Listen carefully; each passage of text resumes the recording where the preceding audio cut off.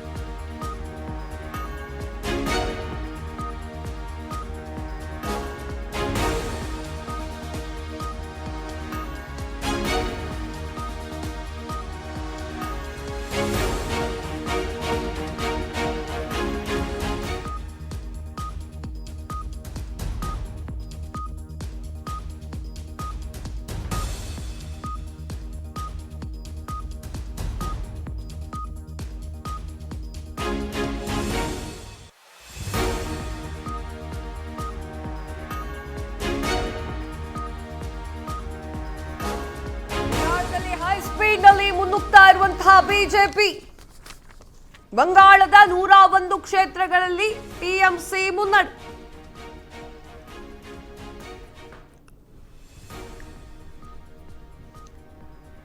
ಹದಿನೈದು ವರ್ಷದಿಂದ ಕೋಟೆ ಕಟ್ಟಿಕೊಂಡಿದ್ದಂತಹ ದೀದಿ ಕೋಟೆ ಈಗ ಪುಡಿ ಪುಡಿಯಾಗಿದೆ. 15 ವರ್ಷದ ಮಮತಾ ಬ್ಯಾನರ್ಜಿ ಕಟ್ಟಿರುವಂತಹ ಕೋಟೆ ಛಿದ್ರ ಬ್ಯಾನರ್ಜಿ ಅಧಿಪತ್ಯ ಈಗ ಅಂತ್ಯವಾಗಿದೆ. ಪಶ್ಚಿಮ ಬಂಗಾಳದಲ್ಲಿ 185 ಕ್ಷೇತ್ರದಲ್ಲಿ ಬಿಜೆಪಿ ಮುನ್ನಡೆ. ಪಶ್ಚಿಮ ಬಂಗಾಳದಲ್ಲಿ ಬಿಜೆಪಿಗೆ ಸ್ಪಷ್ಟ ಬಹುಮತ. ಎಸ್ ವೀಕ್ಷಕರೇ, ನಾವು ನೀವು ನೋಡ್ಬೋದು ಗ್ರಾಫಿಕ್ಸ್ನ ಮಾಡಬೇಕಾದ್ರೆ ನಮಗೆ ಪಶ್ಚಿಮ ಬಂಗಾಳ ಬಹಳ ಖುಷಿ ಕೊಡುವಂಥ ಕ್ಷೇತ್ರ ಆಗಿತ್ತು. ಏನಾಗುತ್ತೆ, ಏನಾದರೂ ಆಗ್ಬೋದು, ದೀದಿಯವರ ಒಂದು ಆಡಳಿತ ಮತ್ತೆ ಬಂದರೂ ಬರಬಹುದು ಅನ್ನುವಂತಹ ಒಂದು ನಂಬಿಕೆ ಮತ್ತು ಅದರ ಮೇಲೆ ವಿಶ್ವಾಸ ಮತ್ತು ಅದರಲ್ಲಿರುವಂತಹ ಬಲು ರೋಚಕತೆ ಇದೆಲ್ಲವೂ ಮ್ಯಾಟರ್ ಆಗಿತ್ತು ನಮಗೆ. ಅದಕ್ಕೆ ಮುಂದ್ಗಡೆ ಇಟ್ಟಿದ್ದೀವಿ ನೋಡಿ ಅಲ್ಲಿ ಮೇಲ್ಗಡೆ ಪಶ್ಚಿಮ ಬಂಗಾಳ ಅಂತ ಹೇಳಿ. ಇಲ್ಲ ಅಂತಂದ್ರೆ ನಾವು ಈ ಕಡೆ ಸೇರಿಸ್ತಾ ಇದ್ವಿ. ಈಗ ದೀದಿಯ ಅಷ್ಟೋ ರೀತಿಯಾಗಿರುವಂತಹ ಆಧಿಪತ್ಯ ಅಂತ್ಯವಾಗಿದೆ. ಬಿಜೆಪಿ ಮುನ್ನುಗ್ತಾ ಇರೋದು.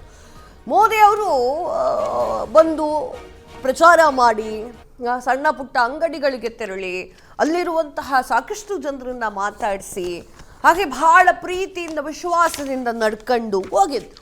ಕೈ ಬಿಡ್ತಾರೇನೋ ಅಂದ್ಕೊಂಡಿದ್ದೆ, ಇಲ್ಲ, ಕೈ ಕೊಟ್ಟಿಲ್ಲ, ಕೈ ಹಿಡ್ಕೊಂಡ್ರು. ಎಸ್, ಮತ್ತೊಂದು ಗೆಸ್ಟ್ ನಮ್ಮ ಜೊತೆ ಇದ್ದಾರೆ, ಅವ್ರನ್ನ ವೆಲ್ಕಮ್ ಮಾಡೋಕ್ಕಿಂತ ಮುಂಚೆ ಪಶ್ಚಿಮ ಬಂಗಾಳದಲ್ಲಿ ಬಿಜೆಪಿಗೆ ಮುನ್ನಡೆ. ಬಂಗಾಳದಲ್ಲಿ 182 ಕ್ಷೇತ್ರದಲ್ಲಿ ಬಿಜೆಪಿ ಮುನ್ನಡೆ. ಅಸ್ಸಾಂನಲ್ಲಿ ಮತ್ತೆ ಕಮಾಲ್ ಮಾಡಿದ ಕಮಲ. ಅಸ್ಸಾಂನ 101 ಕ್ಷೇತ್ರಗಳಿಗೆ ಬಿಜೆಪಿ ಮುನ್ನಡೆ.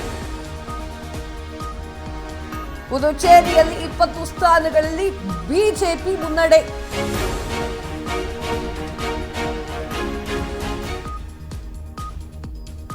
ಪಶ್ಚಿಮ ಬಂಗಾಳದಲ್ಲಿ ಬಿಜೆಪಿಗೆ ಮುನ್ನಡೆ. ಪುದುಚೇರಿ ಹೆಂಗೆ ಅಂತಂದ್ರೆ ತಮಿಳ್ನಾಡಿನ ಸಿಕ್ಕಾಪಟ್ಟೆ ರೆಫರೆನ್ಸ್ ತಗೊಳುತ್ತದು, ಇನ್ಫ್ಯಾಕ್ಟು ಕೂಡ ಮಾಡಿಕೊಳ್ಳುತ್ತೆ ಅದು. ಸೊ ಆ ರೀತಿಯಾಗಿ ಆ ಮಟ್ಟದಲ್ಲಿ ಇರೋ ಕಾರಣಕ್ಕಾಗಿ ಹೀಗಾಗುವಂಥದ್ದು. ಅಸ್ಸಾಂನಲ್ಲಿ ಮತ್ತೆ ಕಮಾಲ್ ಮಾಡಿದೆ, ಈಗ ಎಕ್ಸ್ಪೆಕ್ಟೆಡ್. ಸೊ ಆ ಒಂದು ಕಾರಣಕ್ಕೆ ಕಮಾಲ್ ಮಾಡುತ್ತೆ, ನಮ್ಗೆ ಗೊತ್ತಿರ್ತಿದ್ದು ವಿಚಾರ. ಕೇರಳದಲ್ಲಿ ಹೆಂಗೆ ಬಿಜೆಪಿ ಬರೋದಿಲ್ವೋ ಅಸ್ಸಾಂನಲ್ಲಿ ಹಾಗೆ ಕಾಂಗ್ರೆಸ್ ಬರಲ್ಲ. ಎಸ್, ನಮ್ಮ ಜೊತೆಗೆ ಬಾಲಕೃಷ್ಣ ಯಾದವ್ ಅವರು ಕಾಂಗ್ರೆಸ್ ವಕ್ತಾರರಿದ್ದಾರೆ.